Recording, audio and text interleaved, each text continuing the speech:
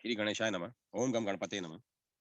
श्री हरि संक्षिप्त भविष्य पुराण मध्य पर्व प्रथम भाग भूगोल एवं ज्योतिष का वर्णन।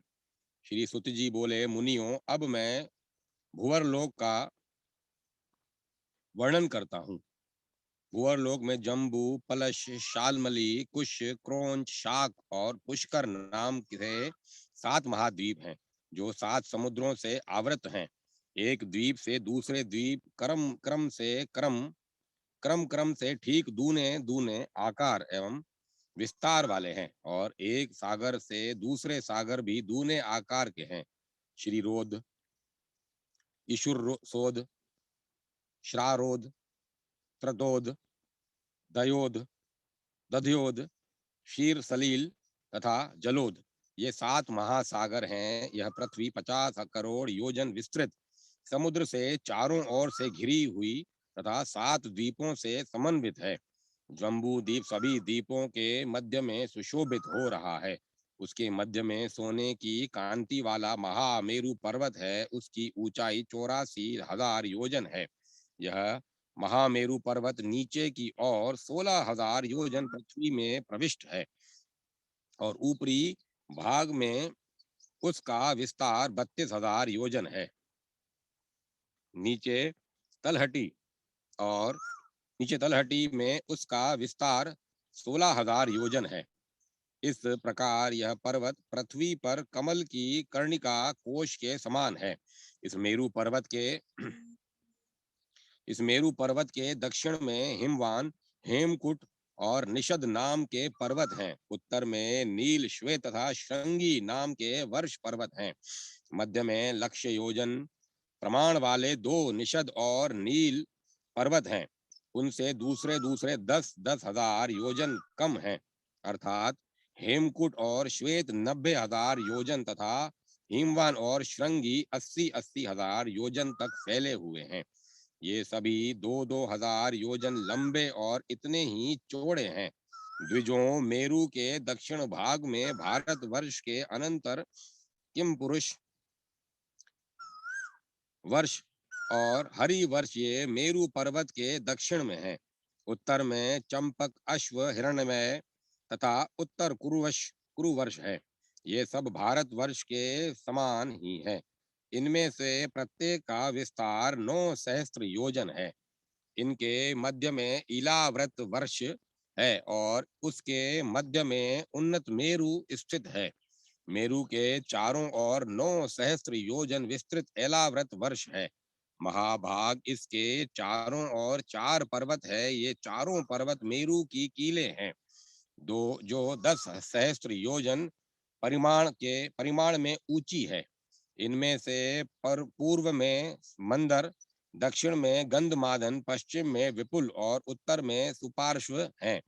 इन पर कदम्ब, जम्बू, पीपल और वट वृक्ष है। महर्षि गण जम्बू द्वीप नाम होने का कारण महाजम्बू वृक्ष भी यहाँ है। उसके फल महान गजराज के समान बड़े होते हैं। जब ये पर्वत पर गिरते हैं तो फटकर सब और फैल जाते हैं। उसी के रस से जम्बू नाम की प्रसिद्ध नदी यहाँ बहती है, जिसका जल वहाँ के रहने वाले पीते हैं। उस नदी के जल का पान करने से वहाँ के निवासियों को पसीना, दुर्गंध, बुढ़ापा और इंद्रिय श्रेय नहीं होता। वहाँ के निवासी शुद्ध हृदय वाले होते हैं। उस नदी के किनारे की मिट्टी उस रस से मिलकर मंद मंद वायु के द्वारा सुखाए जाने पर जम्बू नद नामक स्वर्ण बन जाती है, जो सिद्ध पुरुषों का भूषण है। मेरु के पास पूर्व में भद्राश्व वर्ष और पश्चिम में केतुमाल वर्ष है। इन 2 वर्षों के मध्य में इलाव्रत वर्ष है। विप्र श्रेष्ठ, मेरु के ऊपर ब्रह्मा का उत्तम स्थान है, उसके ऊपर इंद्र का स्थान है, और उसके ऊपर शंकर का स्थान है। उसके ऊपर विष्णु वैष्णव लोक तथा उससे ऊपर दुर्गा लोक है। उसके ऊपर स्वर्ण में निराकार दिव्य ज्योतिर्मय स्थान है उसके भी ऊपर भक्तों का स्थान है, वहां भगवान सूर्य रहते हैं। वे ये परमेश्वर भगवान सूर्य ज्योतिर्मय चक्र के मध्य में निश्चल रूप से स्थित हैं। ये मेरु के ऊपर राशि चक्र में भ्रमण करते हैं। भगवान सूर्य का रथ चक्र मेरु पर्वत की नाभि में रात दिन वायु के द्वारा भ्रमण कराया जाता हुआ ध्रुव का आश्रय लेकर प्रतिष्ठित है। दिक्पाल आदि तथा ग्रह वहां दक्षिण से उत्तर मार्ग की ओर प्रति मास चलते रहते हैं। ह्रास और वृद्धि के क्रम से रवि के द्वारा जब चांद्रमास लंघित होता है, तब उसे मल मास कहा जाता है। सूर्य, सोम, बुध, चंद्र और शुक्र शीघ्रगामी ग्रह हैं। दक्षिणायन मार्ग दक्षिणायन मार्ग से सूर्य गतिमान होने पर सभी ग्रहों के नीचे चलते हैं। विस्तृण मंडल पर उसके ऊपर चंद्रमा गतिशील रहता है। संपूर्ण नक्षत्र मंडल सोम से ऊपर चलता है। नक्षत्रों से के ऊपर बुध और बुध से ऊपर शुक्र, शुक्र से ऊपर मंगल और उससे ऊपर बृहस्पति तथा बृहस्पति से ऊपर शनि, शनि के ऊपर सप्तऋषि मंडल और सप्तऋषि मंडल के ऊपर ध्रुव स्थित है। ब्राह्मणों की महिमा तथा 26 दोषों का वर्णन। श्री सुत जी बोले, हे द्विजोतम, तीनों वर्णों में ब्राह्मण जन्म से प्रभु तीनों वर्णों में ब्राह्मण जन्म से प्रभु हैं। हव्य और कव्य सभी की रक्षा के लिए तपस्या के द्वारा ब्राह्मण की प्रथम सृष्टि की गई है। देवगण इन्हीं के मुख से हव्य और पितृगण कव्य स्वीकार करते हैं। अतः इनसे श्रेष्ठ कौन हो सकता है? ब्राह्मण जन्म से ही श्रेष्ठ हैं और सभी से पूजनीय हैं। जिसके गर्भाधान आदि 39 संस्कार शास्त्र विधि से संपन्न होते हैं, वही सच्चा ब्राह्मण है। द्विज की पूजा कर देवगण स्वर्ग फल भोगने का लाभ प्राप्त करते हैं। अन्य मनुष्य भी ब्राह्मण की पूजा कर अन्य मनुष्य भी ब्राह्मण की पूजा कर देवत्व को प्राप्त करते हैं। जिस पर ब्राह्मण प्रसन्न होते हैं, उस पर भगवान विष्णु प्रसन्न हो जाते हैं। वेद भी ब्राह्मणों के मुख में सन्निहित सन्निहित रहते हैं। सभी विषयों का ज्ञान होने के कारण ब्राह्मण ही देवताओं की पूजा, पितृ कार्य, यज्ञ, विवाह, बहिर्कार्य, शांति कर्म, स्वसत्यन आदि के संपादन में प्रशस्त हैं। ब्राह्मण के बिना देव कार्य, पितृ कार्य तथा यज्ञ कर्मों में दान, होम और बलि ये सभी निष्फल होते हैं। ब्राह्मण को देखकर श्रद्धा पूर्वक अभिवादन करना चाहिए। उसके द्वारा कहे गए दीर्घायुर्भव दीर्घायुर्भव शब्द से मनुष्य चिरजीवी होता है। द्विजश्रेष्ठ ब्राह्मण की पूजा से आयु, कीर्ति, विद्या और धन की वृद्धि होती है। जहाँ जल से विप्रों का पाद प्रक्षालन नहीं किया जाता, वेद शास्त्रों का उच्चारण नहीं होता और जहाँ स्वाहा, स्वधा और स्वस्ति की ध्वनि नहीं होती, ऐसा ग्रह शमशान के समान है। विद्वानों ने नरकगामी मनुष्यों के 26 दोष बतलाए हैं, जिन्हें त्याग कर शुद्धा शुद्धा शुद्धता पूर्वक निवास करना चाहिए। अधम, विषम, पशु, पिशुन, कृपण, पापिष्ट, नष्ट, रुष्ट, दुष्ट, पुष्ट, भ्रष्ट, कांट, अंध, खंड, चंड, कुष्ठ, दत्तापहारक, वक्ता, कद्रय, दंड, नीच, खल, वाचाल, चपल, मलिमस तथा स्तेई। उपर्युक्त 26 दोषों के भी अनेक प्रभेद बतलाए गए हैं। विप्रेंद्र, इन 26 दोषों का निवारण संक्षेप में इस प्रकार है। 1. गुरु तथा देवताओं के सम्मुख जूता और छाता धारण कर जाने वाले, गुरु के सम्मुख उच्च आसन पर बैठने वाले, यान पर चढ़कर तीर्थ यात्रा करने वाले तथा तीर्थ में ग्राम्य धर्म का आचरण करने वाले, ये सभी अधम संज्ञक दोष युक्त व्यक्ति कहे गए हैं। दो, प्रकट में प्रिय और मधुर वाणी बोलने वाले पर हृदय में हलाहल विष धारण करने वाले, कहते कुछ और हैं तथा आचरण कुछ और ही करते हैं, ये दोनों विषम संज्ञक दोष युक्त व्यक्ति कहे जाते हैं। तीसरे, मोक्ष की चिंता छोड़कर सांसारिक चिंताओं में श्रम करने वाले, हरि की सेवा में रहित हरि की सेवा से रहित, प्रयाग में रहते हुए भी अन्यत्र स्नान करने वाले, प्रत्यक्ष देव को छोड़कर अदृष्ट की सेवा करने वाले तथा शास्त्रों के सार तत्व को न जानने वाले, ये सभी पशु संज्ञक दोष युक्त व्यक्ति हैं। बल से अथवा छल छदम से या मिथ्या प्रेम का प्रदर्शन कर ठगने वाले व्यक्तियों को पिशुन दोष युक्त कहा गया है। देव संबंधी और पितृ संबंधी दोषों में मधुर अन्न की व्यवस्था रहते हुए भी मलान और तिक्त अन्न का भोजन करने वाला दुर्बुद्धि मानव कृपण है, उसे न तो स्वर्ग मिलता है और न मोक्ष ही। जो अप्रसन्न मन से कुत्सित वस्तु का दान करता एवं क्रोध के साथ देवता आदि की पूजा करता है, वह सभी धर्मों से बहिष्कृत कृपण कहा जाता है। निर्दुष्ट होते हुए भी शुभ का परित्याग तथा शुभ शरीर का विक्रय करने वाला कृपण कहलाता है। माता छठा, माता पिता और गुरु का त्याग करने वाला, पवित्राचार रहित, देवताओं के सम्मुख निसंकोच भोजन करने वाला, जीवित पिता माता का परित्याग करने वाला, उनकी कभी भी सेवा न करने वाला तथा होम यज्ञादि का लोप करने वाला पापिष्ट कहलाता है। सातवां, साधु आचरण का परित्याग कर झूठी सेवा का प्रदर्शन करने वाले, वैश्यागामी, देव धन के द्वारा जीवन व्यापन करने वाले, भार्या के विभिचार द्वारा प्राप्त धन से जीवन व्यापन करने वाले या कन्या को बेचकर अथवा स्त्री के धन से जीवन व्यापन करने वाले, ये सब नष्ट संज्ञक व्यक्ति है, ये स्वर्ग एवं मोक्ष के अधिकारी नहीं है।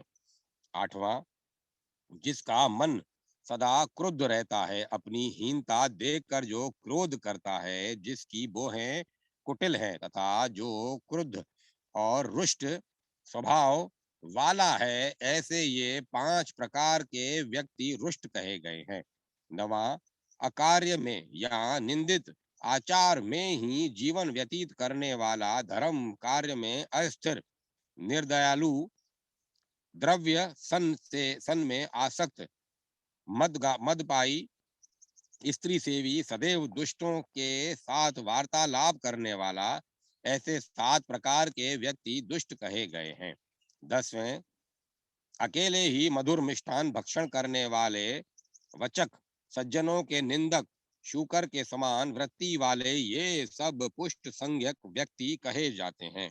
11, जो निगम वेद आगम तंत्र का अध्ययन नहीं करता और न उन्हें सुनता ही है, वह पापात्मा भ्रष्ट कहा जाता है। 12वां और 13वां, श्रुति और स्मृति ब्राह्मणों के ये 2 नेत्र हैं। एक से रहित व्यक्ति काना और दोनों से हीन अंधा कहा जाता है। 14वां, अपने सहोदर से विवाद करने वाला, माता पिता के लिए अप्रिय वचन बोलने वाला खंड कहा जाता है। शास्त्र की निंदा करने वाला, चुगलखोर, राजगामी, शूद्र सेवक, शूद्र की पत्नी से अनाचरण करने वाला, शूद्र के घर पर पके हुए अन्न को एक बार भी खाने वाला या शूद्र के घर पर 5 दिनों तक निवास करने वाला व्यक्ति चंड दोष वाला हो जाता है। 16वां, 8 प्रकार के कृष्टों से समन्वित त्रिकुष्टि, शास्त्र से निंदित व्यक्तियों के साथ वार्तालाप करने वाला अधम व्यक्ति कुष्ठ दोष युक्त कहा जाता है। 17वां, कीट के समान भ्रमण करने वाला, कुत्सित दोष से युक्त व्यापार करने वाला दत्तापहारक कहा जा गया है। 19वां 18वां, कुपंडित एवं अज्ञानी होते हुए भी धर्म का उपदेश देने वाला वक्ता है। 19वां, गुरुजनों की वृत्ति को हरण करने के चेष्टा करने वाला तथा काशी निवासी व्यक्ति यदि बहुत दिन काशी को छोड़कर अन्यत्र निवास करता है वह कदर या कंजूस है। 20वां, मिथ्या क्रोध का प्रदर्शन करने वाला तथा राजा न होते हुए भी दंड विधान करने वाला व्यक्ति दंड उदंड कहा जाता है। ब्राह्मण राजा और देव संबंधी धन का हरण कर उस धन से अन्य देवता या ब्राह्मणों को संतुष्ट करने वाला या उस धन का भोजन या अन्न को देने वाला व्यक्ति खर के समान नीच है। जो अक्षर अभ्यास में तत्पर व्यक्ति केवल पढ़ता है किंतु समझता नहीं, व्याकरण शास्त्र शून्य व्यक्ति पशु है। जो गुरु और देवता के आगे कहता कुछ है और करता कुछ और है, अनाचारी दुराचारी है, वह नीच कहा जाता है। 22वां, गुणवान एवं सज्जनों में जो दोष का अन्वेषण करता है वह व्यक्ति खल कहलाता है।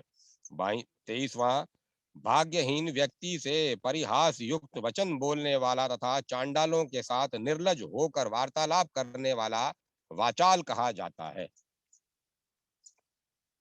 24वां, पक्षियों के पालने में तत्पर बिल्लियों के द्वारा आनित भक्ष्य को बांटने के बहाने बंदर की भांति स्वयं भक्षण करने वाला, व्यर्थ में तृण का छेदक, मिट्टी के ढेले को व्यर्थ में भेदन करने वाला, मांस भक्षण करने वाला और अन्य की स्त्री में आसक्त रहने वाला व्यक्ति चपल कहलाता है। 25वां, तेल उपटन आदि न लगाने वाला, गंध और चंदन से शून्य, नित्य कर्म को न करने वाला व्यक्ति मलीमस कहलाता है। 26वां, अन्याय से अन्य के घर का धन लेने वाला तथा अन्याय से धन कमाने वाला, शास्त्र निषिद्ध धनों को ग्रहण करने वाला, देव पुस्तक रत्न मणि मुक्ता अश्व गौ भूमि तथा स्वर्ण का हरण करने वाला स्तेयी चोर कहा जाता है। साथ ही देव चिंतन तथा परस्पर कल्याण चिंतन न करने वाले, गुरु तथा माता पिता का पोषण न करने वाले और उनके प्रति पालनीय कर्तव्य का आचरण न करने वाले एवं उपकारी व्यक्ति के साथ समुचित व्यवहार न करने वाले, ये सभी स्तेयी हैं।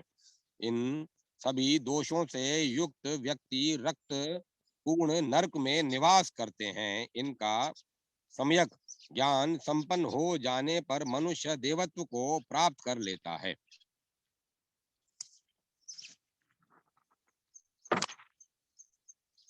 माता पिता और एवं गुरु की महिमा। श्री सुत जी बोले, द्विज श्रेष्ठ, चारों वर्णों के लिए पिता ही सबसे बड़ा अपना सहायक है। पिता के समान अन्य कोई अपना बंधु नहीं है, ऐसा वेदों का कथन है। माता पिता और गुरु ये तीनों पथ प्रदर्शक हैं, पर इनमें माता ही सर्वोपरि है। भाइयों में जो क्रमशः बड़े हैं वे क्रम क्रम से ही विशेष आदर के पात्र हैं। इन्हें द्वादशी, अमावस्या तथा संक्रांति के दिन यथारुचि मणि युक्त वस्त्र दक्षिणा के रूप में देना चाहिए। दक्षिणायन और उत्तरायण में विषुप, संक्रांति में तथा चंद्र सूर्य ग्रहण के समय यथाशक्ति इन्हें भोजन कराना चाहिए। अनंतर इन मंत्रों से स्वर्ग, पवर्ग, पद में मगम इत्यादि इनकी चरण वंदना करनी चाहिए, क्योंकि विधि पूर्वक वंदन करने से ही सभी तीर्थों का फल प्राप्त हो जाता है। स्वर्ग और उपवर्ग रूपी फल को प्रदान करने वाले एक आग ब्रह्मा स्वरूप पिता को मैं नमस्कार करता हूँ, जिनकी प्रसन्नता से संसार सुंदर रूप में दिखाई देता है। उन पिता का मैं तिल युक्त जल से तर्पण करता हूँ। पिता ही जन्म देता है, पिता ही पालन करता है, पितृगण ब्रह्म स्वरूप है, उन्हें नित्य पुनः पुनः नमस्कार है। हे पितः, आपके अनुग्रह से लोक धर्म प्रवर्तित होता है। आप साक्षात ब्रह्म रूप है, आपको नमस्कार है, जो अपने उदर रूपी विवर से में रहकर स्वयं उसकी सभी प्रकार से रक्षा करती है। उस परा प्रकृति स्वरूपा जननी देवी को नमस्कार है। मातः, आपने बड़े कष्ट से मुझे अपने उदर प्रदेश में धारण किया। आपके अनुग्रह से मुझे यह संसार देखने को मिला। आपको बार बार नमस्कार है। पृथ्वी पर जितने तीर्थ और सागर आदि हैं, उन सब की स्वरूप भूता आपको अपनी कल्याण प्राप्ति के लिए मैं नमस्कार करता हूँ। जिन गुरुदेव के प्रसाद से मैंने यश यशस्वी विद्या प्राप्त की है, उन भवसागर के सेतु स्वरूप शिव रूप गुरुदेव को गुरुदेव को मेरा नमस्कार है। अग्रजन्मन वेद और वेदांग शास्त्रों के तत्व आप में प्रतिष्ठित है। आप सभी प्राणियों के आधार हैं। आपको मेरा नमस्कार है। ब्राह्मण संपूर्ण संसार के चलते फिरते परम पावन तीर्थ स्वरूप है। अतः हे विष्णु रूपी भूदेव, आप मेरा पाप नष्ट करें। आपको मेरा नमस्कार है। द्विजों, जैसे पिता श्रेष्ठ हैं, उसी प्रकार पिता के बड़े छोटे भाई और अपने बड़े भाई भी पिता के समान ही मान्य एवं पूज्य हैं।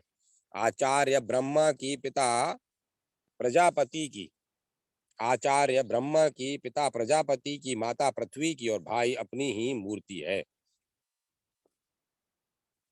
पिता मेरु स्वरूप है और एवं वशिष्ठ स्वरूप सनातन धर्म मूर्ति है। ये ही प्रत्यक्ष देवता हैं अतः उनकी आज्ञा का पालन करना चाहिए। इसी प्रकार पितामह एवं पितामही, दादा दादी के भी पूजन वंदन, रक्षण पालन और सेवन की अन्य अत्यंत महिमा है। उनकी सेवा के पुण्यों की तुलना में कोई नहीं है, क्योंकि ये माता पिता के भी परम पूज्य हैं। पुराण श्रवण की विधि तथा पुराण वाचन की महिमा। श्री सुत जी बोले, ब्राह्मणों, पूर्व काल में महा तेजस्वी ब्रह्मा जी ने पुराण श्रवण की जिस विधि को मुझसे कहा था, उसे मैं आपको सुना रहा हूँ। आप सुने। इतिहास पुराणों में भक्ति पूर्वक सुनने से ब्रह्म हत्या आदि सभी पापों से मुक्ति हो जाती है। जो प्रातः सायं तथा रात्रि में पवित्र होकर पुराणों का श्रवण करता है, उस पर ब्रह्मा, विष्णु और शंकर संतुष्ट हो जाते हैं। प्रातः काल इसके पढ़ने और सुनने वाले से ब्रह्मा जी प्रसन्न होते हैं तथा सायंकाल में भगवान विष्णु और रात में भगवान शंकर संतुष्ट होते हैं। पुराण श्रवण करने वाले को शुक्ल वस्त्र धारण कर कृष्ण मर्ग चरम तथा कुश के आसन पर बैठना चाहिए। आसन न अधिक ऊंचा हो, न अधिक नीचा। पहले देवता और गुरु की 3 प्रदक्षिणा करें। तदंतर दिक्पालों को नमस्कार करें। फिर ओमकार में अधिष्ठित देवताओं को नमस्कार करें एवं शाश्वत धर्म में अधिष्ठित धर्म शास्त्र ग्रंथों को भी नमस्कार करें। श्रोता का मुख दक्षिण दिशा की ओर और वाचक का मुख उत्तर की ओर हो। पुराण और महाभारत कथा की यही विधि कही गई है। हरिवंश, रामायण और धर्म शास्त्र के श्रवण की इससे विपरीत विधि कही गई है।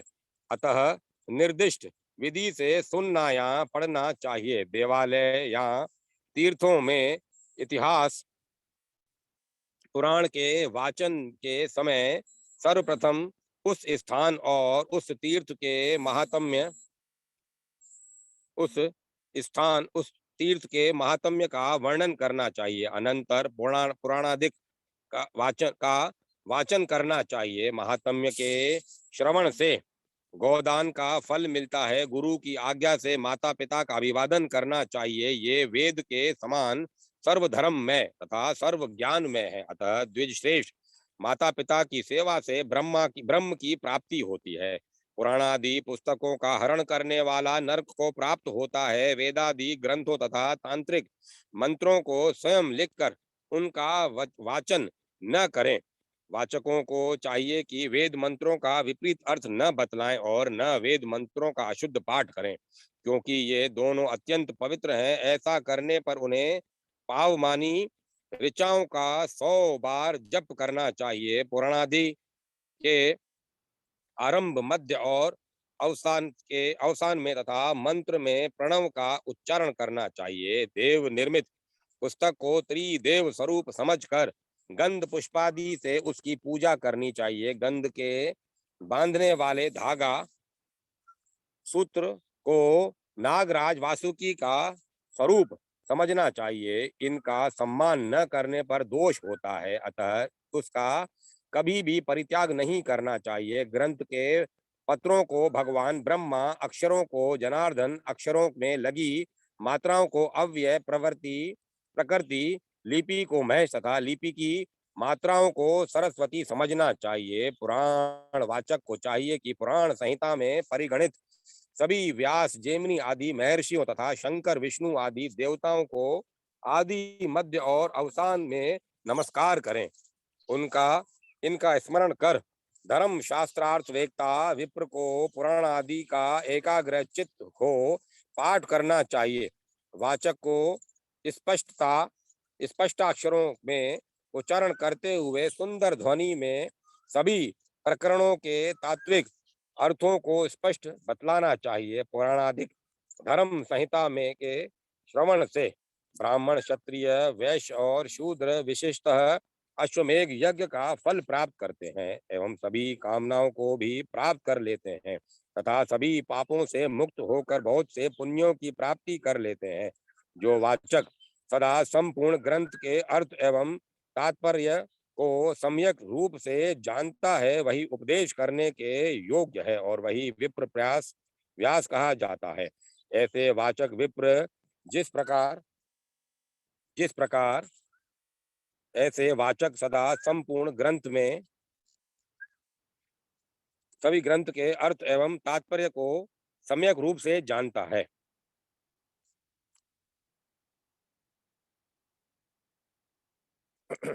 वही उपदेश करने के योग्य और वही विप्र व्यास कहा जाता है। ऐसे वाचक विप्र जिस नगर या ग्राम में रहते हैं वह पुण्य क्षेत्र कहा जाता है। वहाँ के निवासी धन्य तथा सफल आत्मा हैं, कृतार्थ हैं एवं उनके समस्त मनोरथ पूर्ण हो जाते हैं। जैसे सूर्य रहित दिन, चंद्र शून्य रात्रि, बालकों से शून्य ग्रह तथा सूर्य के बिना ग्रहों की शोभा नहीं होती, वैसे ही व्यास से रहित सभा की भी शोभा नहीं होती। श्री सुत जी बोले, द्विजोतम, गुरु को चाहिए कि अध्यात्म विषयक पुराण का अध्ययन अध्ययन ज्ञानी, धार्मिक, पवित्र, भक्त, शांत, वैष्णव, क्रोध रहित तथा जितेंद्रिय शिष्य को कराएं। अन्य के धनार्जन करने वाले, निर्भय, दाम्भिक, द्वेषी, निरर्थक और मंथर गति वाले एवं सेवा रहित, यज्ञ न करने वाले, पुरुषत्वहीन, कठोर, क्रुद्ध, कृपण, व्यसनी तथा निंदक शिष्य को दूर से ही परित्याग कर देना चाहिए। पुत्र, पौत्र आदि से के अतिरिक्त नम्र व्यक्ति को भी विद्या देनी चाहिए। विद्या को अपने साथ लेकर मर जाना अच्छा है, किंतु अनाधिकारी व्यक्ति को विद्या नहीं देनी चाहिए। विद्या कहती है कि मुझे भक्तिहीन, दुर्जन तथा दुष्ट आत्मा व्यक्ति को प्रदान मत करना, मुझे अप्रमादी, पवित्र, ब्रह्मचारी, सार्थक और विधिज्ञ सज्जन को ही दो। यदि निषिद्ध व्यक्ति को श्रेष्ठ विद्या धन दिया जाता है तो दाता और ग्रहणकर्ता इन दोनों में से एक स्वल्प विषय में ही यमपुरी चला जाता है। पढ़ने वाले को चाहिए कि वह आध्यात्मिक, वैदिक, अलौकिक विद्या पढ़ने वाले को प्रथम सादर प्रणाम कर अध्ययन करे। कर्म कांड का अध्ययन बिना ज्योतिष ज्ञान के नहीं करना चाहिए। जो विषय शास्त्रों में नहीं कहे गए हैं और जो मलेच्छों द्वारा कथित हैं, उनका कभी भी अभ्यास नहीं करना चाहिए। जो स्वयं धर्माचरण कर धर्म का उपदेश करता है, वही ज्ञान देने वाला पिता एवं गुरु स्वरूप है तथा ऐसे ज्ञानदाता को ही धर्म प्रवर्तित होता है। अब मैं कथा में विराम देता हूँ।